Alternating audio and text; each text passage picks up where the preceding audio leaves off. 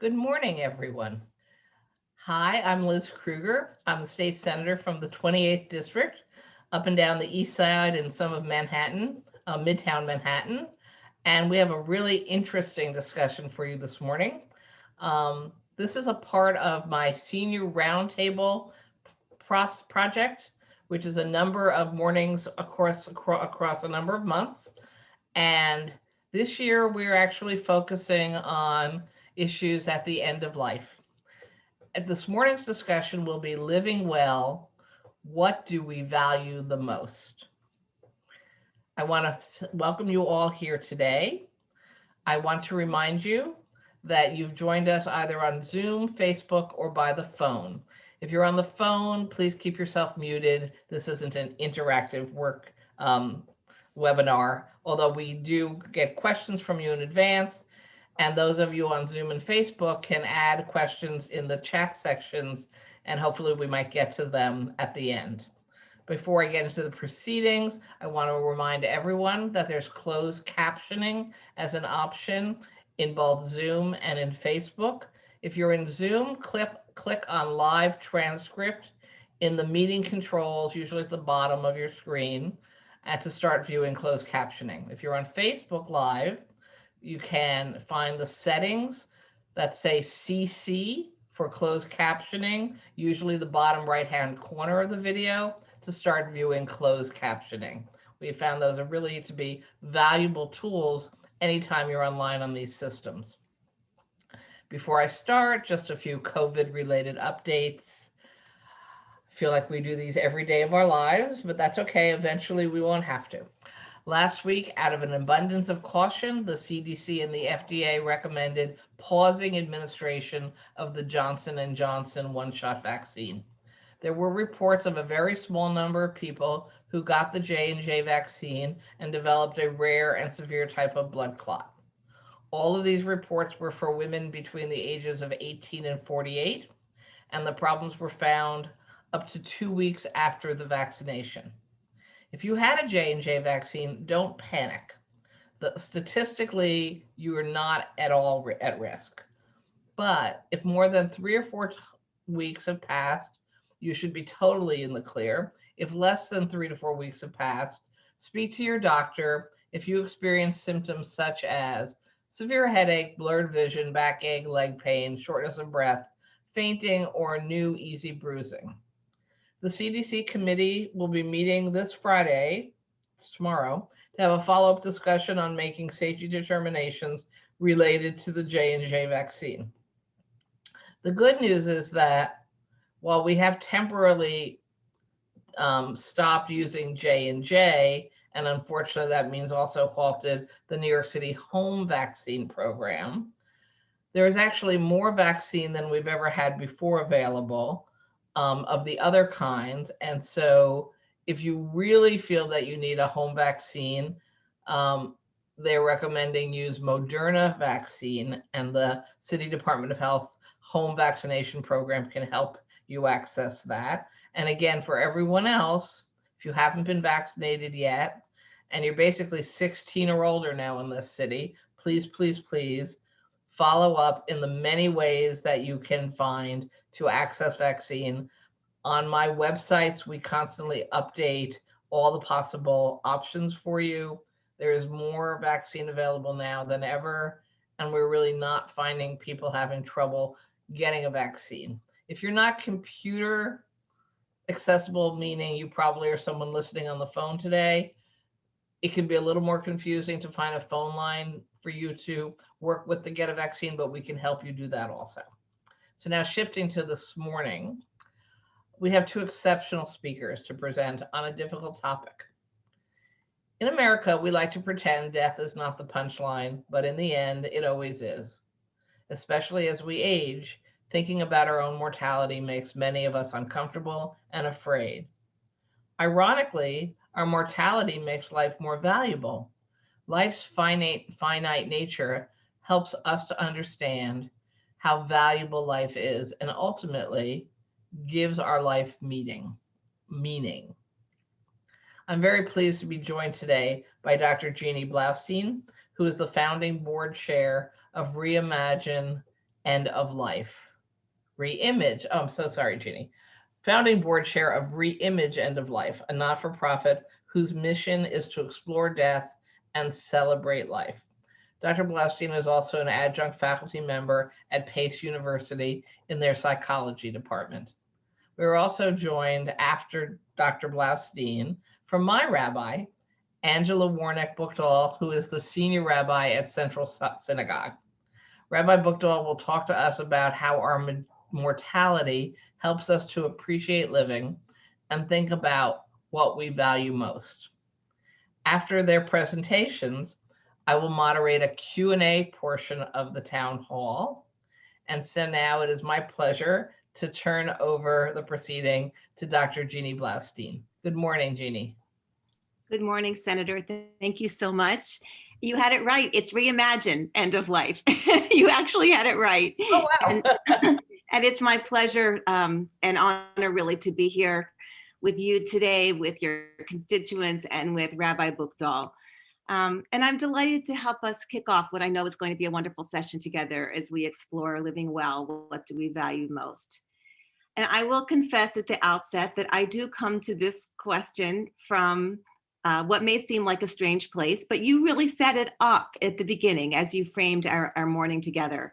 I come to this question by looking at the end of life, because for me, it's exploring my own relationship to mortality that I really begin to understand what means the most to me and how I want to shape my life.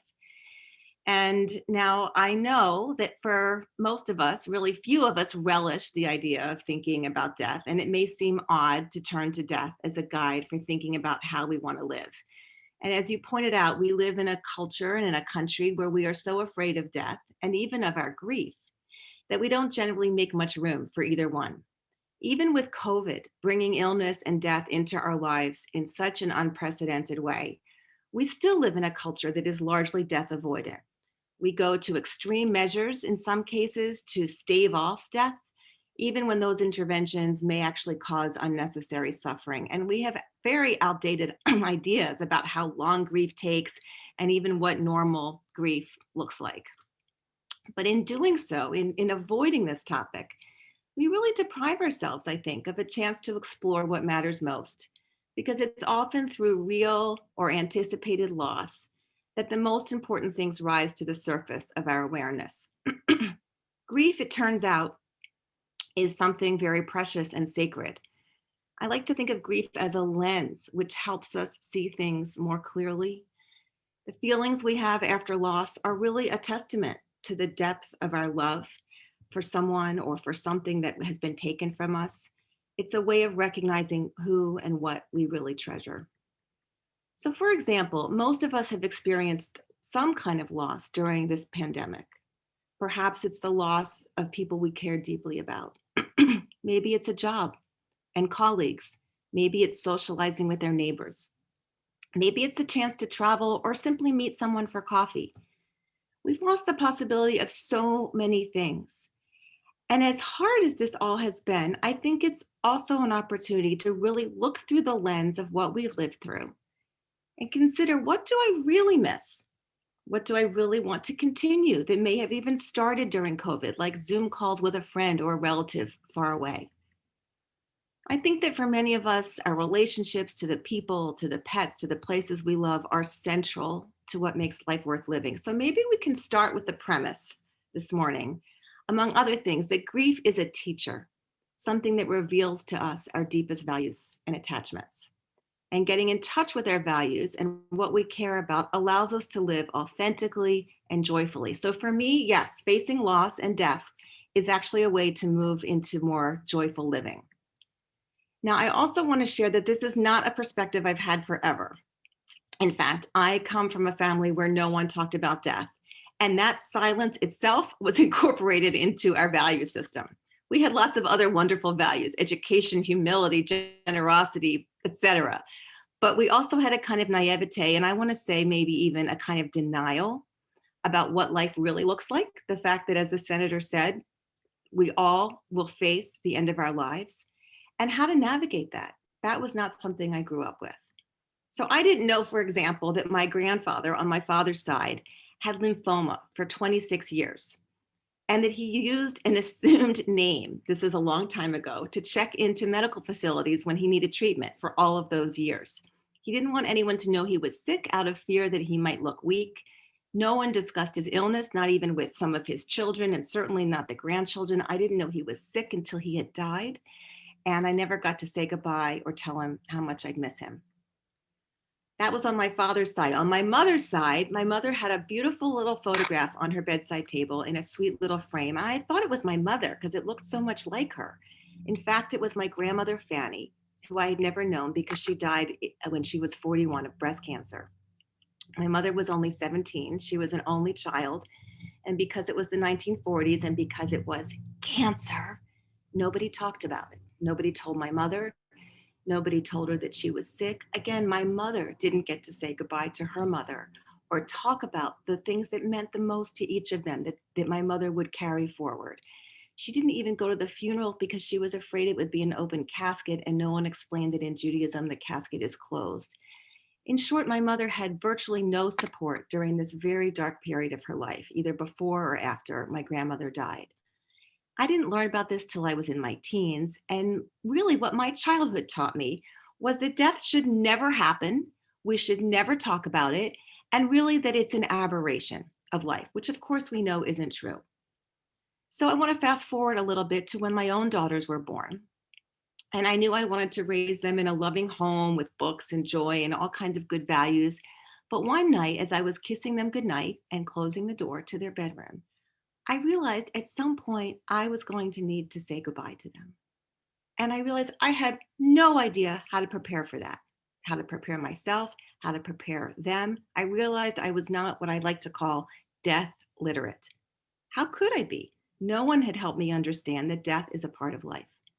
Not only that, I didn't understand yet that there's actually much to be gained by integrating the reality of loss and mortality into our lives, so that we can better prepare ourselves for our final days through advanced care planning, which I know the Senator had a session on earlier in this series, so that we can support each other through dark times in the ways that my mother was not supported, and so that we can live, as the poet Mary Oliver has so beautifully said, so that we can live our one wild and precious life as fully as possible. In speaking about loss and his own life choices, New York Times columnist Charles Blow wrote the following just this past Sunday, and I quote, "The seemingly sudden intrusion of death into your life changes you. At least it's changing me. It reminds me that life is terribly fragile and short, that we're all just passing through this plane ever so briefly. And that has impressed upon me," Blow continues, "how important it is to live boldly, bravely, and openly, to embrace every part of me and celebrate it, to say and write the important things, the truth and my truth." So like Charles Blow, I would say, facing the truth of our limited time has become a driving force for me. I was trained as a clinical psychologist, and I began to volunteer in the New York City hospice system in 2003, and then to pursue advanced training in end-of-life support and palliative care and advanced care planning. Why? Because I've witnessed over and over again that growth is possible when we are living in the truth of our situations, whatever that is, even toward the end of our lives. I've seen over and over again, for example, that it's almost never too late to deepen passions, to try something new, or to repair broken relationships. In the face of limited resources, and in this case, time itself is the limited resource, our values are crystallized and our choices are made clearer. So with these experiences in mind, as the Senator said, in 2017, I co-founded an organization called Reimagine End of Life, which is really designed to help people allow their fears and sorrow and grief to inspire them, to inspire us all to clarify what matters so that they can make the very most of the time that they have.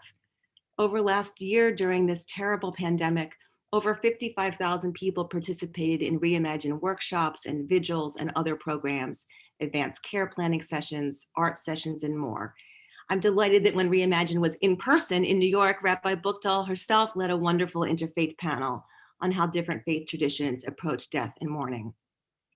I'm sharing this not to promote Reimagine, but just to say that these programs are just one example of how we can begin to allow the truth of our mortality to help us clarify what we care about, to prepare for the end, and to find joy in our everyday choices. If this interests you, I invite you, of course, to join this life-affirming process. These programs are free, they're online, and I know that the Senator's office is going to be sending out information both in the chat and after our webinar today as to how to join. In closing, I want to share one more story with you. Several years ago, a close friend of mine received a terminal diagnosis, and her husband asked if they could chat with me about her situation. But he assured me that the conversation would be for her, not for him. Honesty had always been a core value of this couple. But when we spoke, it became clear that he was holding back a lot of his feelings from her. He didn't want to add to her burden or add to the pain of it all. But the truth is, by holding back those feelings, he was blocking their connection to each other. He had lost sight of this core value that they had always shared, and as a result, their emotional intimacy was hitting a wall. Once he realized this and began to share his feelings and his fears with her, their relationship started to flow again with more love, compassion, openness, humor, and even growth. Even during those difficult times, they found meaning in the way they were going through it together. They couldn't change her diagnosis, but their hearts were full because they were living their long-standing values of sharing boldly and honestly. This is what living our values through the end can look like, and the result is often precious and so beautiful.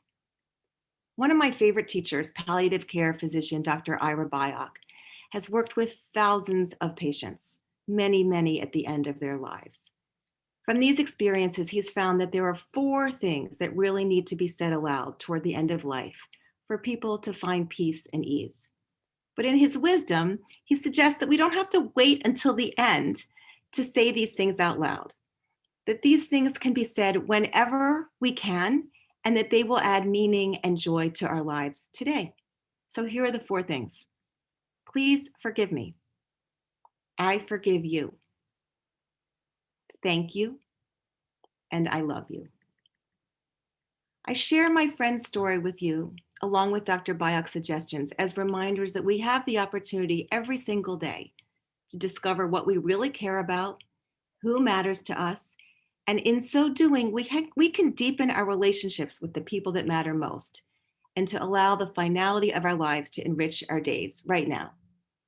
I hope that these stories have opened up the topic for you, and I am so honored now to pass the mic back to the Senator to introduce the remarkable Rabbi Angela Buchdahl, who as a rabbi and pastoral leader has faced time and time again the poignancy and the beauty of finding meaning and value in life, love, and loss. Thank you all. You're muted, Senator. Thank you, Jeannie, so much. That was perfect. And I did want to highlight that while we are putting references to books and to your organization on chat, we are also going to put them up on my website, and we are going to send them out to everyone who's with us today who registered. So don't think you have to sit there with a pencil and write down all of these extended URLs that you're seeing in chat. But I appreciate both guests making recommendations to us today. And now I do want to turn it over to Rabbi Angela Buchdahl to give us her perspective. Good morning, Rabbi. Good morning, everyone. And it's so nice to be here. And I'm really moved by Jeannie's story and also deeply grateful to her for really making sure that this conversation about death is happening more in our culture and in the air. And I'm really deeply grateful to you, Liz, for your inviting me here, but also more importantly for the work that you do for our community all the time, and making sure that we're having the kinds of important conversations we need to have, and then helping make sure that our government supports us in all the work that we need to do to be healthy and safe and happy. So, I get asked the question a lot as a rabbi: how do you deal with the fact that you have to deal and face death so frequently. And I have to say that it is painful, and some losses feel very different than others. There are those that come when someone has reached a ripe old age and had a full life, and it's sad, but it has a sense of the natural flow of things. And I've also had to bury a 9-year-old girl who died unexpectedly, or someone who hit by a falling brick in the prime of her life, and deaths that you cannot understand or ever plan for. And in a way that's hard to explain, but I think Jeannie touched on this, the death pushes me to embrace life in a very different way. We recognize that we actually never really know when our last day will be. Sometimes we can plan for it, and sometimes we cannot. And that I want to share two kind of bookended stories about conversations I've had with people around the topic of death. And while we cannot always script the ends of our lives, there are ways that we can be planful that not only impact the way we feel about our death, but deeply impact the way our loved ones feel about our death. And I would offer that having these kinds of conversations that Jeannie just invited everyone to have, if you haven't had them already, is actually one of the greatest gifts that you can offer to your loved ones, and actually can be surprisingly clarifying for each one of us about what really matters in our own lives. So I want to share that several years ago, a congregant called me in great distress.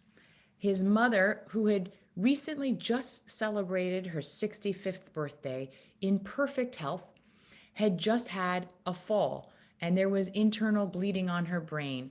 And suddenly, she literally overnight went from an active and vibrant woman to being in a vegetative state. And the doctors said that she would never again be able to walk or to speak or to eat on her own. The doctors recommended that they no longer keep her alive through tubes and machines, which is what she would be attached to for the rest of her life if she were to stay alive. But her loving son was not able to make that decision, because when he talked to his mother in that vegetative state on her bed, he asked her, "If you can hear me, will you blink your eyes?" And his mother blinked her eyes.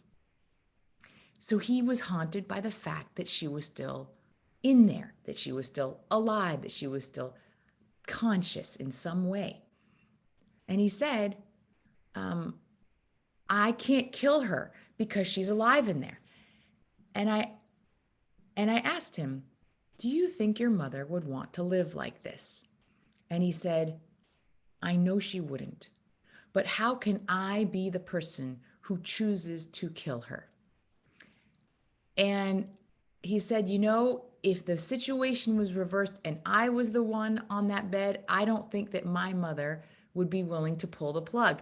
And he said, and I feel guilty because I know it would make my life easier if we didn't keep her in that state also. And so therefore, he felt just on that alone, he wasn't allowed to make that decision. Now, I tried to help him understand that this was actually not his choice he was making. He was just allowing the natural course of life to happen.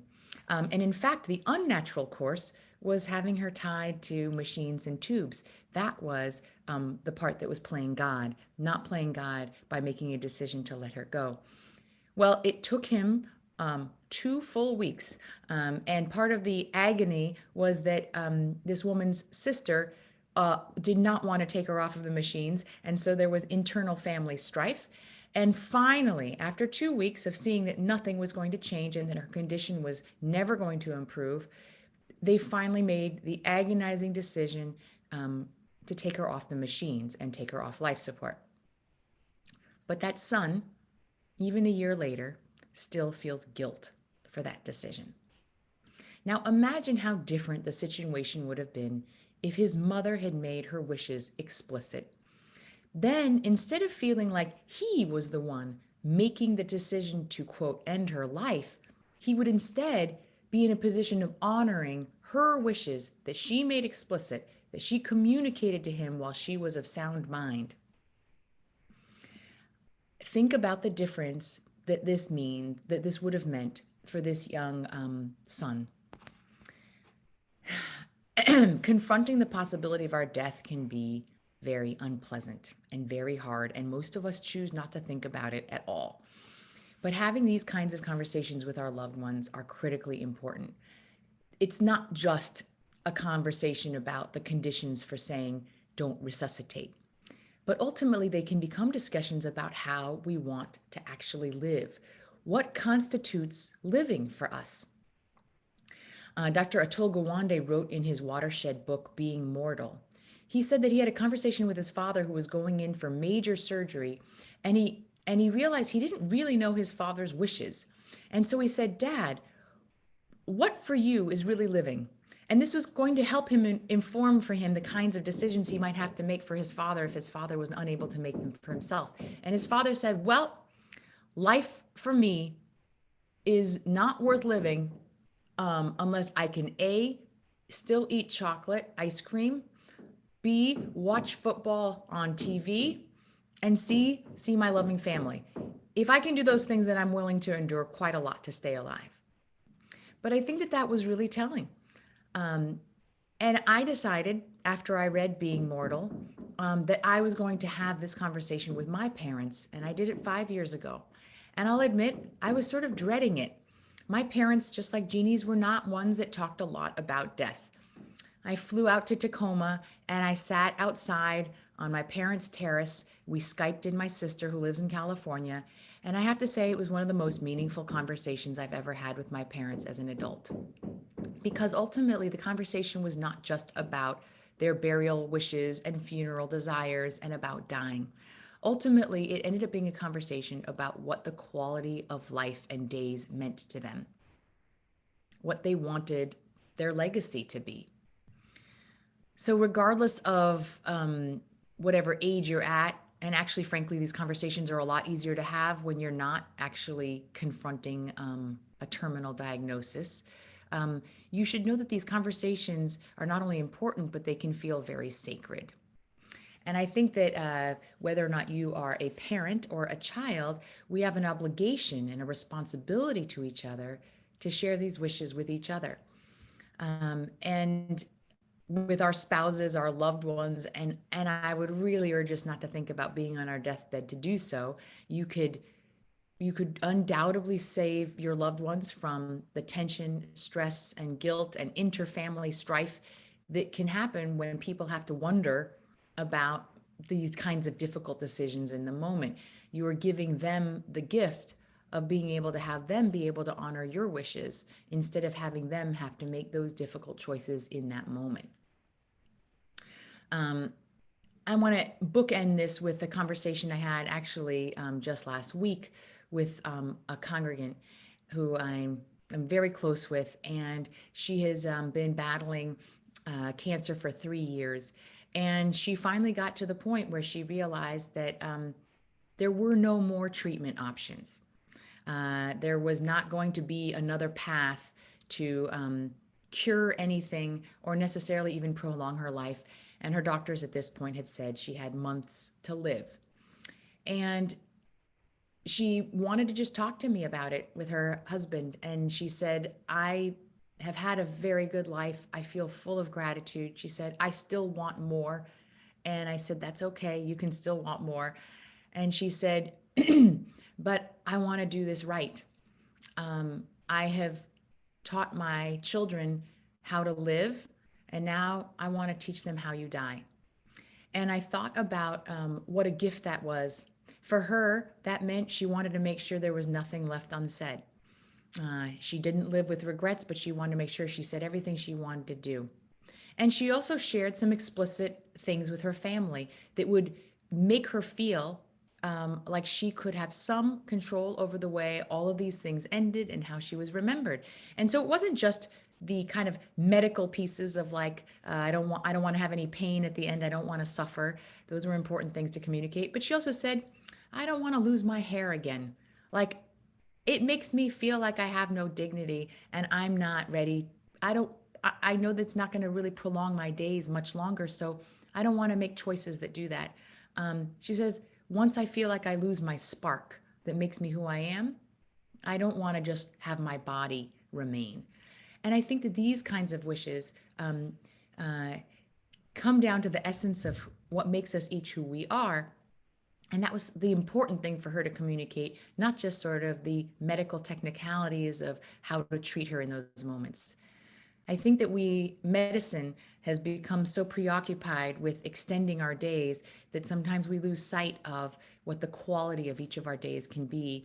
And while we each would want to have the greatest number of days we could have, I think we should not choose them at the expense of any measure of quality and being who we want to be in those moments.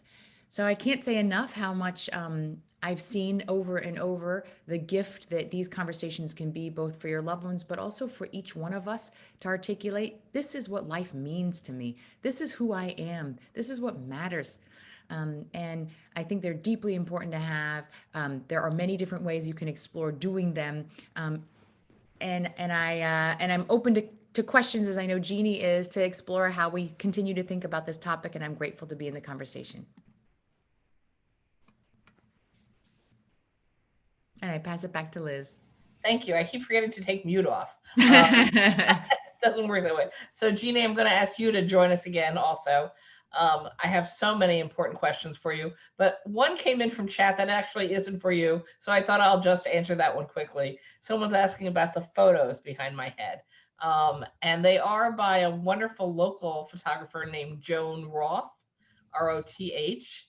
And she is a feminist photographer. And so she takes pictures of women in all kinds of settings, but this was a series of Jewish women from around the world in places you don't even think of finding Jewish women. So some of her photos that are around my home, from India, from Ethiopia, from various Eastern European states, I think before the Soviet Union collapsed. So people asked, so I'm letting them know. And she's a wonderful person and an East Sider and a phenomenal photographer. Then they asked who my other favorite photographers are. I think my husband is my favorite photographer. And then he actually is knowledgeable about photography. So you can ask him next time you see him who his favorite photographers are. Mostly we like to see them in museums. They're not the kinds of photos you get to bring home with you. With that, let's go back to the topic of the day. So the first question, I'm going to assume it's for Angela first, but of course, Jeannie is more than welcome to throw in her opinion as well. Is death the end? Do you believe in the eternity of life? And if yes, could you explain what you think that means to you?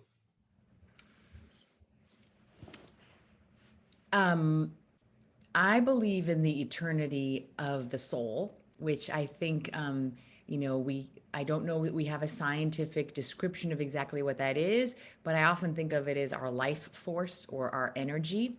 And I think if you think about the laws of physics, they say that energy is never created nor destroyed. So if you think about the energy that is in a human being, even when the vessel of their body dies, I believe that the energy of their soul, it's not destroyed. It remains in the universe. And one way that I like to think about this, and this is not just a specifically Jewish idea, but again, kind of drawing on the ways that we might try to articulate something which is in some ways unknowable. But I take as an image the idea that when we speak or sing, we are actually putting sound waves into the air, and they can be captured. And when they are captured, they turn into sound. That story about when a tree falls in the forest, if there's no one there, does it make a sound? Well, Scientific American said, actually, it doesn't make a sound unless you have someone who captures the sound wave and transmits it to sound. Otherwise, it's a wave. But here's the crazy thing. Sound waves never disappear. They just go farther and farther and farther away, but they're always present. They don't disappear, just like energy. And so if you imagine that your loved one has put these sound waves into the air and they never disappear, at any point, once you are willing to kind of capture that sound wave, at any point you can tune in and listen again to who they are. Just in the same way that we've been able to capture an orchestra and put it onto a compact disc or an album, we somehow can capture a wave and listen to it later when we're open to it. And I'd like to think of our loved ones as having put their energy or their sound waves into the environment that never go away. Those souls are always with us. And that when we allow ourselves to tune into those sound waves or to touch that energy, that they can be with us at any point. And I've heard enough stories of people sharing ways that loved ones have sent them messages or communicated with them or given them a sign in some special moment, or who have just felt like they were present when they've gone. That I really believe that that's the energy and the soul of a person that remains. And so that's my best answer. I don't have a strong picture of heaven or hell. That's really not something that Jews think about a lot, although it exists in our environment. But I'd like to think of it as our eternal soul, which I do really believe abides beyond us. And Jeannie, do you want to throw in your view? Well, I just want to say that's such an exquisite answer. I love what you just said, Angela, and I love the image of those waves just kind of being out there forever. And it kind of gives a wonderful sort of frame for what I think of as a psychologist, which is that even when we have lost someone, the relationship also continues. That relationship is alive. And I have seen over and over again tremendous growth and change in a relationship, even with someone who has passed. And I know that is another way where I experience the sort of the continuity and the ongoing nature of our relationships. And sometimes that's true in relationships that have been complicated as well as relationships that are beautiful, and that those really can continue to both nourish us, and if there's work that needs to be done, that can be done even when somebody has died. So I just love the idea that those waves are out there, and that is a way that we can continue to work through and be nourished by the people in our lives. So you both talked about finding joy at end of life and being open to having the conversations that can strengthen your relationships with those around you. But not everything is so great at the end of life. And how do you cope with those things that they're not joyful at all, but you don't have any choice, they're coming at you? And how do you find meaning in things when the non-joyful issues seem to be taking away the joyful opportunities? Well, maybe I'll start with this. One thing is that, we are living in an age where diseases or medical events that used to kill us quickly are now becoming chronic conditions. Mm-hmm. So many of us will live a couple years, 5 years, conditions that are progressive in some way. And as you say, Liz, these are not all pretty. This is not easy. So I want to first of all alert people to the practice of palliative care, which is people often confuse with hospice. I know you've had a program on this earlier with Dr. Sean Morrison and others from Mount Sinai, but I want to just say for folks who don't know, palliative care is for any stage and any age of illness. And it's both an outpatient and an inpatient support to alleviate suffering. It doesn't have anything to do with end of life. And this is a way of getting support for the really tough challenges, the pain, the physical and emotional and spiritual challenges of suffering, which come not just at the end of life, but as I said, in some cases for years before. So one thing is to not be proud, is to be willing to ask for help and to recognize that this is tough stuff.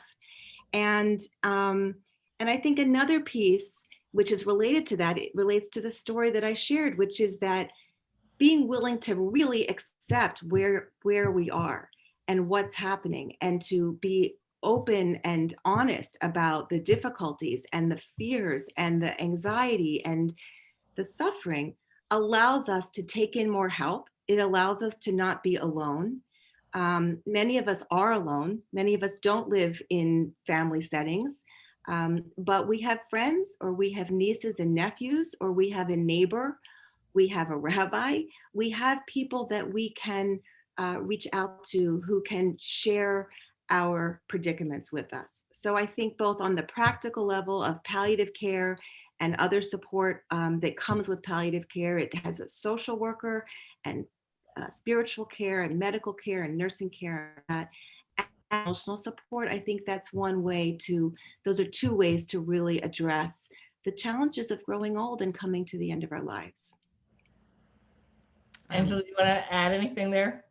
That's such a perfect answer, and I don't have a lot to add except to just say that even in these moments, that actually being able to cultivate your own sense of presence in the moment without a lot of expectation for, being compassionate with ourselves for what we can no longer do, or the ways that we can be frustrated and impatient with ourselves or with our loved ones in these moments if you're the caregiver, that it's not even, it's that our levels of acceptance for what our bodies can do in each stage is its own form of spiritual growth, to come to terms with, okay, so maybe I can't do that. And instead of focusing on what you can't do, still think about what you're able to do and what you can still be fully present in.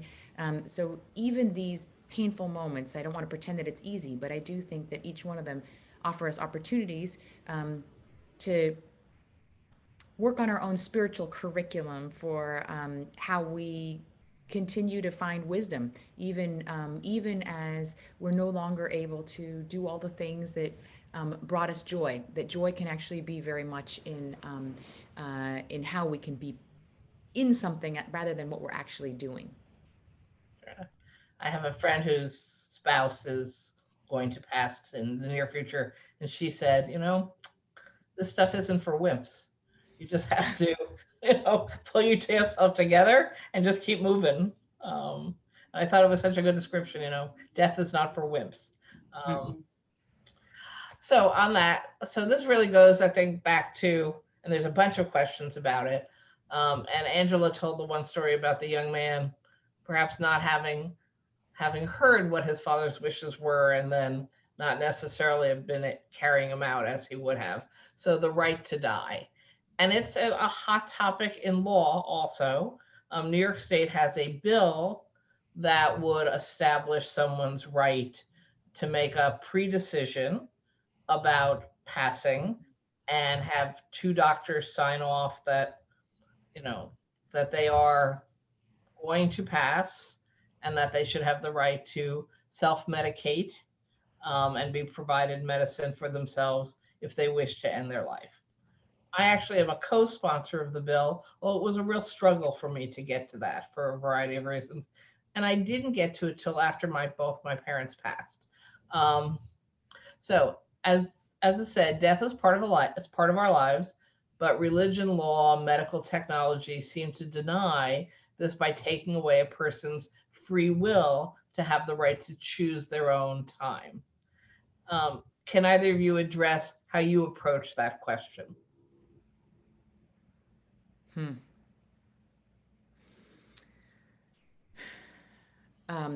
It is a tough issue, right? Even for those This of us is a really tough one, and I'm not sure that I have a fully developed decision or answer on this. I would say that, from the Jewish tradition, there is a deeply strong emphasis on choosing life, that life is most sacred.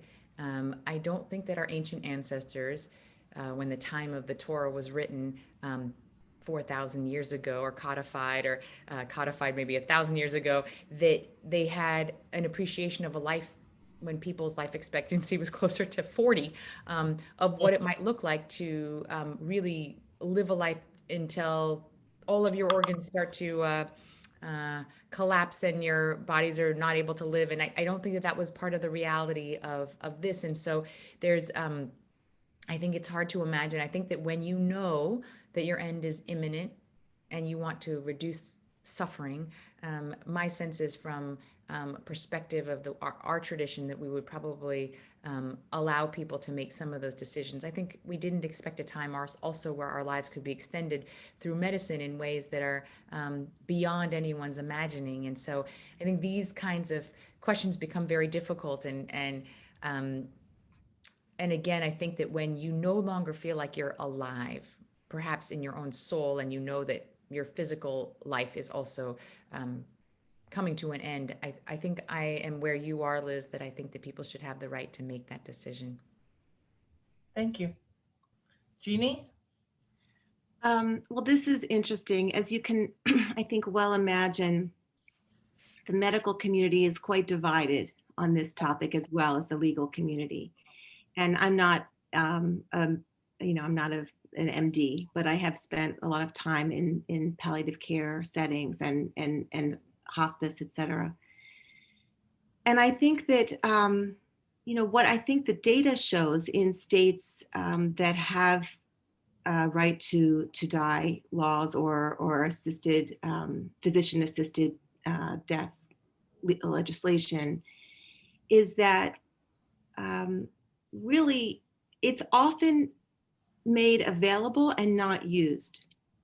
Because to Angela's earlier comments, what really is at the heart of this, I think, is really hearing somebody's wishes and somebody's values and what it is that they're hoping and seeking and fearing. And if those conversations are really held in an honest way, very often, if it's pain or something else, very often that will be effectively managed through palliative medicine. That's not everybody's choice, however. Mm-hmm. And I do agree very much that that medicine modern medicine has taken away our control in so many ways. And one of my colleagues, Dr. Jessica Zitter, talks about the end of life conveyor belt. We make one choice and then suddenly we're on a roll, and then we need the next choice and the next choice. And we're suddenly into a level of intervention that is creating, as you said in your story, more suffering. Somebody's not only losing their hair, but feeling nauseous and not being able to enjoy anything. So if the choice is to kind of leave with a bit more dignity and with a planful opportunity to say goodbye and to enjoy those final days or weeks, I personally feel that is a right that we should have. And as has been shown in other states, very often people will go through the exercise, which, by the way, is not simple. There's a waiting period. As you say, there's 2 physicians, then you have to be able to administer it yourself. All of those conditions need to come together for this to actually work. They often don't, but for those who do, they often find that they don't need it because they've gotten what they need in other ways. So it's very complicated, but I do think it's an important right that we should have. Yeah. So again, I've looked at this for quite a few years, and it took quite a few years before I was prepared to say I supported the bill. But as Jeannie just described, we don't make it easy, even if we pass such a law. And it is true, the states that have had this law in effect for quite a few years now, Oregon, I think, was the first, so it has the longest history. You're right. Once people go through the process and even go ahead and get the prescription medication and have it sitting there, they don't necessarily take it. I think only 1 out of 4 ends up following through. But right. Psychologically, it gives the person more security to know they're in control of this final decision for themselves if they feel that there is, no quality of life left for them and they just believe it's their time. So I found it fascinating. I just assumed everybody who went through this process would then immediately, use the medication. And so it's fascinating that year after year after year, that is not what you see. And so it's like one more tool to have at the very end of life that may give you almost a security blanket sense of some kind of power left to you at a time where I do think, one of people's frustrations and angst is they no longer have power and decision making over their own life. It's out of their control by doctors, or it's out of control because their body has failed them, and they can't do what they used to do. And that a lot of the pain is from that also. Mm. How do you ensure the treatment options for illnesses that could potentially be terminal take into account the quality of life of the patient can anticipate? For example, and Angela gave a perfect example there with cancer treatments, and people say, in her case, a friend saying like, I want my hair, and that's my cutoff for myself. But there are, as Jeannie just used the term, I guess, a conveyor belt. Once they do a cancer treatment, then they say, well, maybe this next thing will lead to the next thing. And how do you know and talk to your doctors about, saying there's a cutoff or a something? I know with my own mom, there was one more cancer treatment they said we could do with radiation.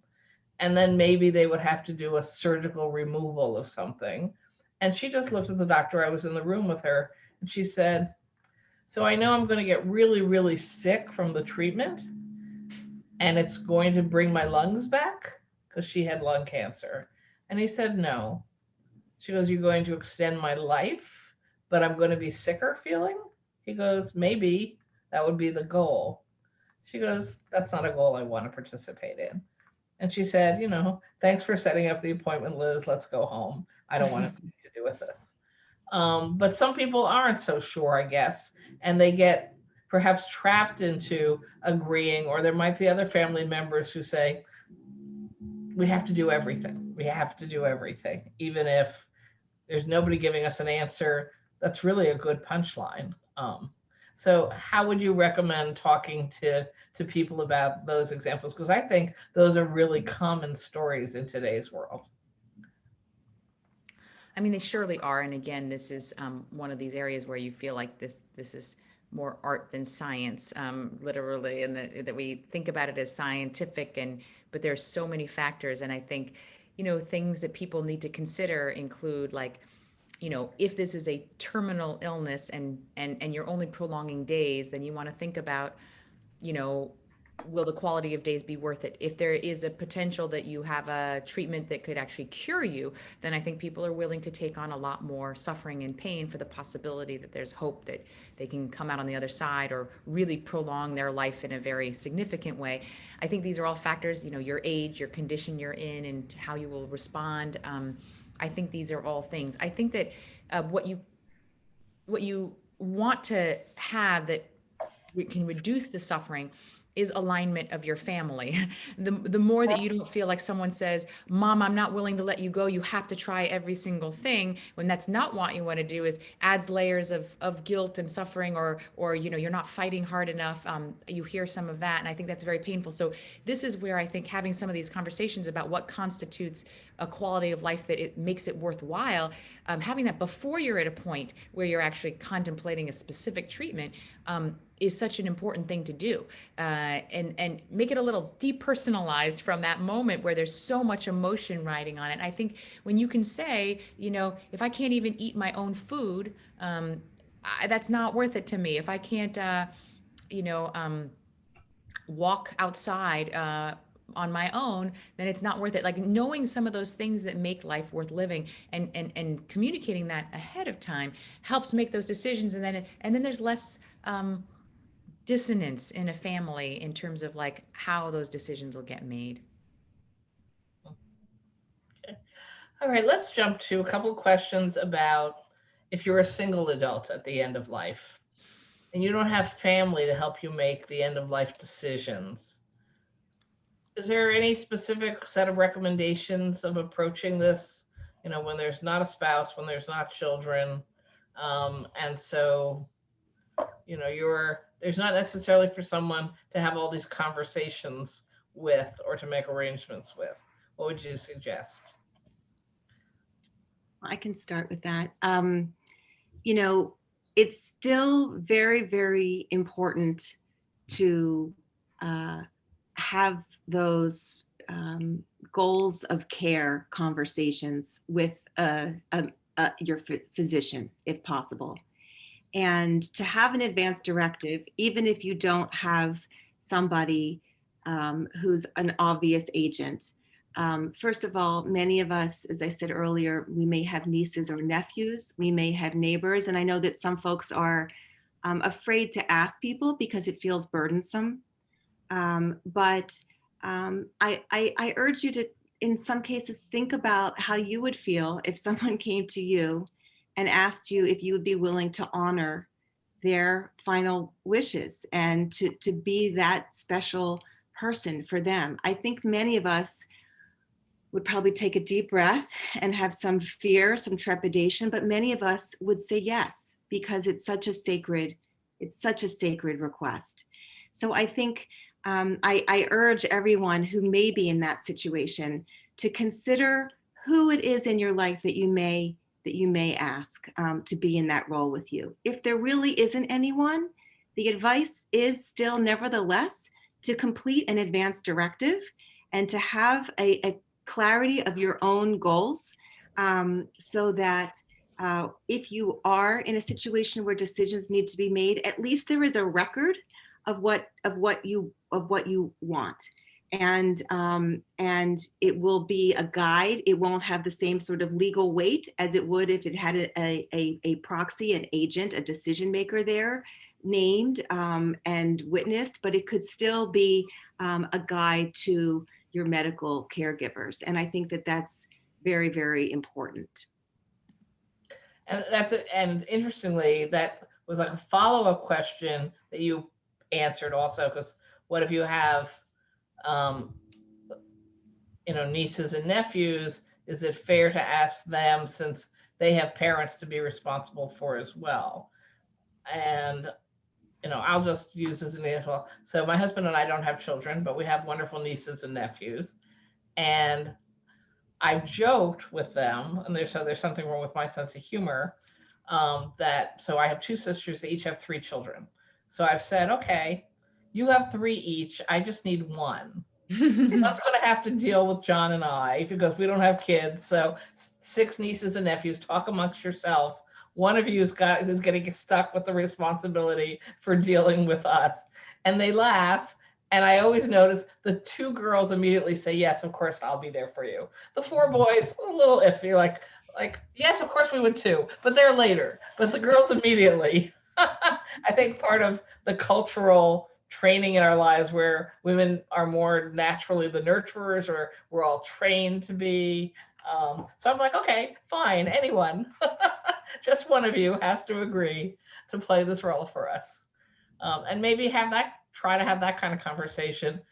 I guess it's a little weird to joke about death and preparing for death, but again, in trying to find one's joy, it's better to confront it even in a teasing way than perhaps not confront it at all. And plan for yourself. I would add to that. I mean, I have a close friend and colleague, actually a fellow congregant with you at Central Synagogue, Dr. Lois Perelson Gross, who's done a lot of work around humor around these issues, because sometimes that's the best way in. And I think we all know what a relief humor can be, even in the darkest situations. How many of us have been at a Shiva call or mourning, and there's laughter even in the darkest times, because it's so important. It's such an important life force. And I think humor, and look through the New Yorker, look at Roz Chass' work. Can't we talk about something more pleasant? Mm-hmm. Graphic medicine has taken off in this field because people need to be able, lots of different gateways to get into this conversation. And I think humor and laughing with your nieces, I think is a perfect way to sort of desensitize them to this. This is real. How do we let ourselves approach it? Well, sometimes humor is the best way. Yeah. I'll just add that Lois is actually with us today. I saw that she's participating in Innocence, so we say hello to her, and to say that laughter has been an incredible tool in our resilience toolbox, certainly in our tradition, and I think for many others. And it is, I would say that absolutely that's not an inappropriate way to approach a topic, which obviously is very serious, but I think that humor is most powerful when it actually names a truth, and this is a truth of our lives, and we can, hopefully find the joy and the humor even in something which feels so painful, because well, ultimately it helps us understand the worth and the value of our very lives. It's true. The day my mom passed, she woke up in the morning and she said to me, "This is my day. I know I'm going to pass today." Wow. And then she looked at me and she said, it was right after the 2016 presidential election. And she said, "And I am so sorry to be leaving you with Donald Trump as president.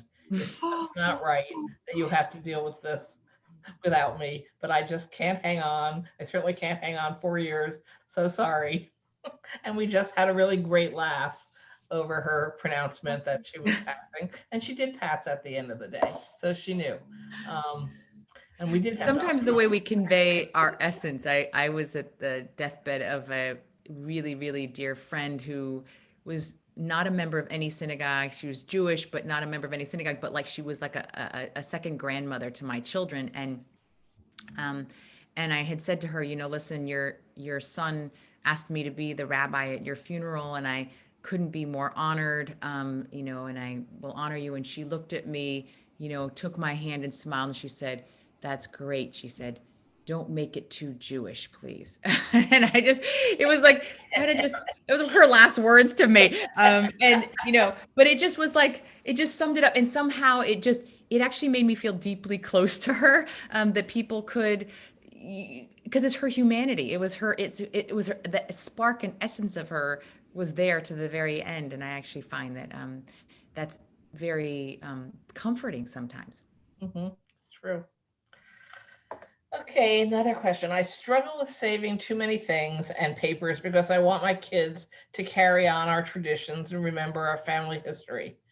But everything items are old and they will probably dump them. So here I am getting on in years with too much stuff and raising my kids in a cluttered space when they will probably just get rid of everything I've tried to save for them. My kids are in their early 20s now and probably will move out soon. How can I get myself to toss a lot of the stuff so we can all enjoy a nice place to live while I am alive and they are still with me? Wow. This is such a true story. I'll just offer that I actually have like a little solution, Okay. and like a philosophical response as well. The first solution is there is the magic of digital cameras. You could take pictures of all those things, and then it can fit on a little hard drive or, in your computer, and they can look back on that much more easily, put it into a montage, put some music behind it. They will have that beautiful thing with the photographs, the artwork, the books, everything that matters. And you can do that and it won't take up any space. But I guess the more philosophical answer is, I think that their memories do not reside in those things, that their memories are deeply embedded in their hearts and will come up in so many different ways that are not about physical objects. I say this when I'm at a gravesite because we bury a body in a particular place, but we know that that's not really where that person resides, right? In that physical spot, although there's meaning in that physical spot. It's where the final resting place of a body is. That's significant. But we know that people live, in our hearts and in our minds and in the ways that their energy comes back to us. So I also just urge you to recognize that their memories are not embedded in physical objects, and maybe that'll help you release them as well. Good idea. Jeannie, anything else to throw in? Well, I want to say amen, amen, amen to the digital photography, amen to the more philosophical recognition of where the values and the love really reside. And I want to also add that, Judaism in particular has a tradition of something called the ethical will, which is writing a letter to the next generation that really speaks to what matters to you and what your values are and ways in which you would want the next generation to carry forth. Now, this doesn't have to only be for Jews. This is something that we can all write. There's a wonderful book called, I think it's called Lasting Letters it's by a rabbi, but she works with many folks who are not Jewish, Ilana Zayman. And it's really a way of sharing, what is it that you care about? And that's another way to sort of communicate and convey what those precious and treasured values are that you just want to highlight for your children. They've probably already imbibed all of it, and it's integrated, as Rabbi said, into their being. But if you want to kind of put a fine point on it, write them a letter. And some folks wait to give these letters till after they've died, and some folks don't. Some folks actually give them to their children while they're alive. I have a high school friend of mine reached out through Reimagine, actually, about his dad, who was just turned 89 in November, who I didn't know, but I've been in conversation with him for about 6 or 8 months. He's decided to write letters to everybody. He's written them all. He's put them in envelopes. He's decided not to give them until he's died, but it's given him such a sense of peace and joy to actually put some pictures in and to really give each person in his life a special message from him. So that's another way to sort of deal with the stuff issue, which I can completely identify with. I think that's they're both such good ideas. And again, nobody wants the antique furniture, by the way. So you're saving the antique furniture. Write a letter to your family instead. They will much more appreciate it. I completely agree. Okay, we have so many questions coming up from online. I don't know if this is either for you, but how do you handle end-of-life matters that you are dealing with when it's being complicated by elder abuse? I will tell you that I will have my staff put elder abuse resource info on our website and on the list we're sending out, because it is a very real issue out there, and there are some resources. I don't know if either of you have any comments specifically. I don't have expertise in this. Okay. I don't. I just know that the Hebrew Home at Riverdale has a very, very robust center for elder abuse, which, if it's not already on your list, would be something to add. Great. Thank you. Thank you. So we will put information up on our website about elder abuse in connection to today's discussion. What about people who live with dementia? They can't necessarily reason it all out the way we're talking about planning for yourself and thinking these things through. You may have all kinds of quality of life issues you're not even aware of, or you might be just at the beginning of the path to dementia, and yet the decisions that would be made are usually something that'd be made later. Certainly you could not, even under the law I'm talking about for New York, you couldn't have doctors sign off on your right to die when you get to X level. And probably when you get to X level, you're not of quote unquote enough sound mind and body to be allowed to participate. Are there any specific suggestions we have about dealing with dementia? Because that is a huge percentage of people that I see coming to me or my office for their family members for help. There is an organization in New York called End of Life Choices New York, which is an advocacy organization, but also a clinical and educational organization. And they have developed, their clinical director, Judy Schwartz, has developed an advanced directive for folks with early stage dementia. So I urge you to look into that and to share that as one of the resources. Okay. You're raising a very, very difficult issue. Of course, dementia is prevalent. It's something that so many people worry about and are struggling with already. And as you say, those choices, if they haven't been documented prior to the onset of advanced dementia, it's very, very difficult to make those choices for someone else. I will say that End of Life Choices New York has some very good resources on how to care for people with dementia. that speak to the challenges of prolonging life versus not, the way we feed people, how we treat infections. There are all kinds of choices that can be made along the way to kind of allow the body to take its natural course, or to prolong life, even in the case of dementia. So I'm not an expert, but I know that there are resources out there. I just want to say from my heart that I know folks who are caring for folks with dementia. This is an extremely difficult dilemma. Mhm. So, all right. So you're on this morning, you've heard you both talk, and you've decided you absolutely want to be talking about planning for end of life for yourself. And if you know that your spouse or your significant other does not want to talk about this issue at all. So how do you deal with it when you've got one side like total revving to go to, I want to do all these things now and be thoughtful and planning and grab my joys, and I've got a spouse who's like, don't talk to me about any of this, maybe because they're in denial, who knows, of not wanting to deal with this at all, or they think you're telling them that you're going first and you want them to know that and they don't want to know that.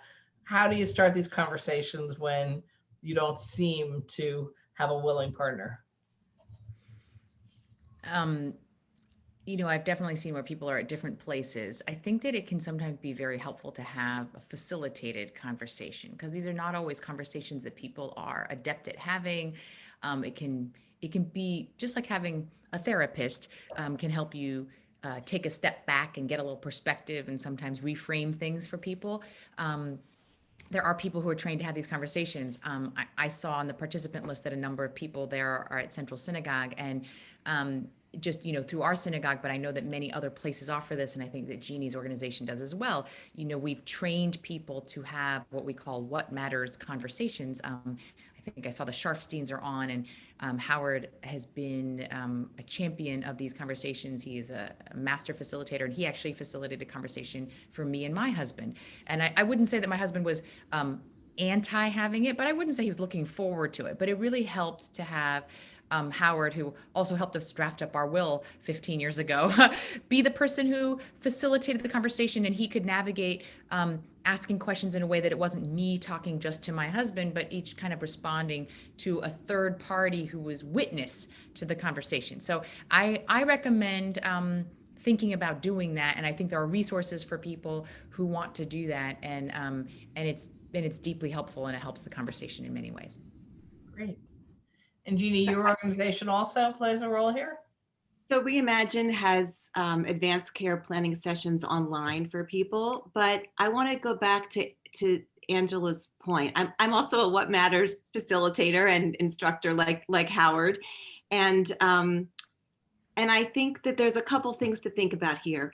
One is that sometimes people, my mother used to say, I drag my little red wagon behind me. Some people are a little slow to come to the party.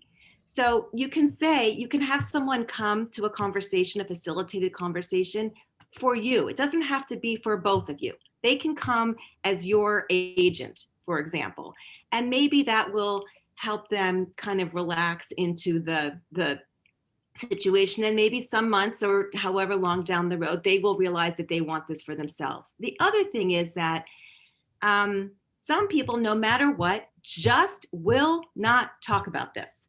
And I think there are ways to talk about it without talking about it, without having the form in front of you.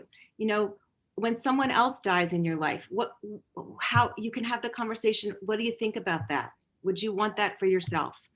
You can begin to get a sense, and it's not the same, but this is a part sometimes of who somebody is. And when we say, oh, he was a fighter to the end, well, maybe he was a fighter to the end and he was never going to give in to death. And sometimes we have to honor that in our loved ones. And I think it doesn't mean that you can't for yourself have that conversation and if they really can't have the conversation, then they're not the right person to be your healthcare agent, because they may or may not be able to honor your wishes. So it's actually good information for you. and something to take seriously, but also to be able to honor who we each are. Wow, thank you. Well, I have to say, we've actually gone over time because there is so much good information here. And I apologize to everybody who we didn't get to all of your questions. We got through a lot. I want to thank profusely Jeannie Blaustein and Rabbi Buchdahl for being with us this morning. I feel like I've now learned so much more, and I think everybody who's on has learned so much more. I want to announce that our next senior roundtable will take place next Thursday, April 29th, also at 10 a.m. And it's titled Advanced Care Planning Part 2 for Yourself and Your Finances. We'll have Wendy Handler, Director of Special Programs at DeRote, and Tina Jansen Spinoza, Senior Staff Attorney at the New York Legal Assistance Group. And during the conversation, we're going to cover financial documents you need to know about, power of attorney, trust, final wills and testaments. And remember, as we're all turning off, stay safe, protect yourself and others, even if you've been vaccinated twice, as I have. You still need to, when you're outside, wear 2 masks, a cloth mask on top of a disposable mask or a K95. And you need to wash your hands, and you need to think carefully if you're going to indoor dining or other places that are reopening, but making sure that you are not getting too much exposure from other people, because we're still not 100% whether you can be a spreader, even if you might not get the illness yourself. So there's a light at the end of the tunnel, but we're not completely through. So keep following all the COVID rules. And thank you so much for being with us both. It was so valuable. And thank you to my whole team who helps me get these done. And I couldn't do it without you. Have a great rest of the day, everyone. Thank you for the invitation for this conversation. Thank you very much. Thank you so much, everybody. Bye-bye.